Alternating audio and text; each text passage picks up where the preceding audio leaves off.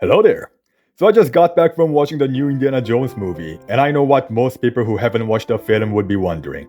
Is the movie really as bad as people say it is? Whereas a teenage boy who has never watched a single movie of Indiana Jones in the theater before, I actually don't think it's that bad. I mean, I've seen some of the reviews and they talk about it like it's the worst thing they've ever seen. And it really isn't. But that doesn't mean it was as great as I initially expected it to be. Of course, The Raiders and The Last Crusade are two of my favorite movies of all time, and I knew how much of a big shoe this movie had to fill. But really, I think this movie, despite being pretty okay, could have been better in pretty much every way when it comes to the plot of the movie. But before we get to that, I want to talk about a few of the positive aspects of the movie because I think lots of self-claimed critics have elected to ignore them altogether somehow. So first, the cinematography is pretty clean. I think it captured that good old Indiana Jones vibe really well while being really good as it is. Screen-wise, I think it captured the modern Indiana Jones perfectly. Secondly, and one of the best aspects of this movie is the good old music of John Williams.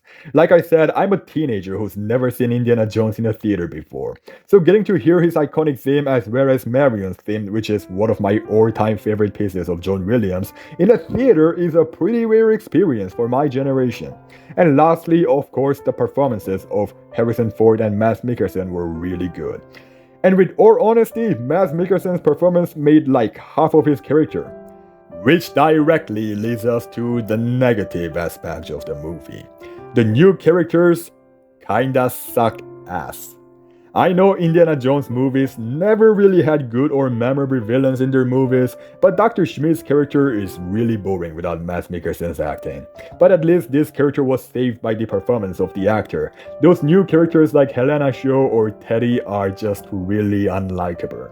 Yeah, I know, I've heard complaints about Helena about Bar billion times too, and I thought they were just few nitpicks.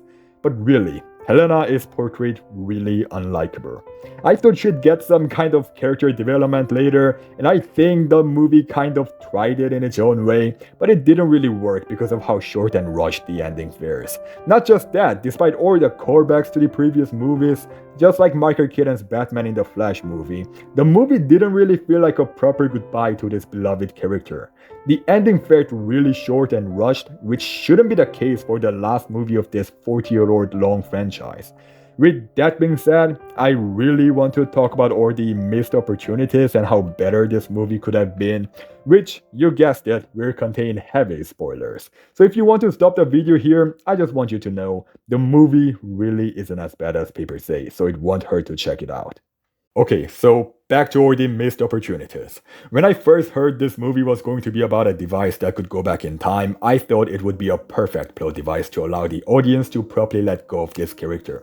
Just imagine Indiana Jones looking back to all the adventures he has been, having to choose between his all-spectacular adventures and the dark gloomy present where he has lost everything.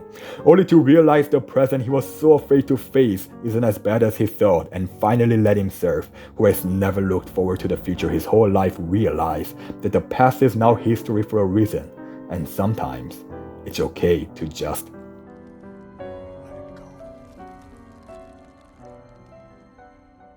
But instead, we got Helena punching him out of his idea of dying next to Archimedes as he watches a historical battle. I feel like this is just a huge missed opportunity, since this movie, set in 1969, which was a definitive year of new changes, constantly showed us old Indiana Jones being stuck in his past rather than looking forward to his future.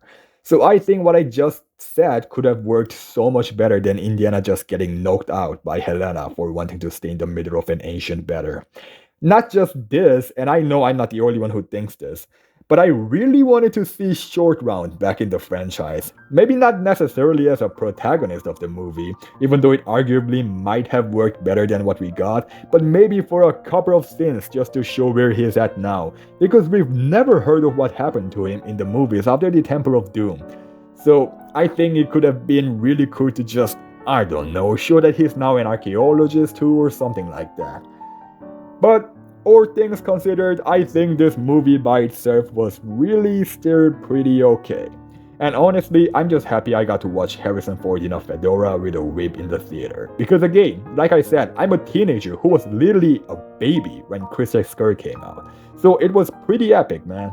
And with that being said, I think this is it for today. Thank you guys so much for watching, and tell me what you thought of the movie in the comments below. Also, did you guys know only like 6% of my viewers are subscribed? That's just outrageous, guys. Let's push the number up by simply clicking that subscribe button. With that being said, see you guys all in the next video.